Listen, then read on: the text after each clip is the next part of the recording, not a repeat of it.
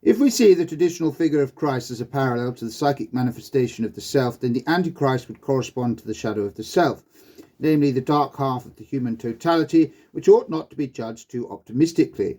So far as we can judge from experience, light and shadow are so evenly distributed in man's nature that his psychic totality appears, to say the least of it, in a somewhat murky light.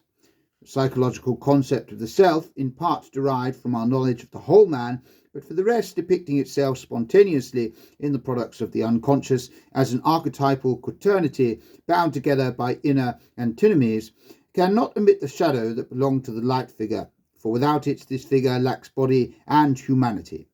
In the empirical self, light and shadow form a paradoxical unity. In the Christian concept, on the other hand, the archetype is hopelessly split into two irreconcilable halves, leading ultimately to a metaphysical dualism,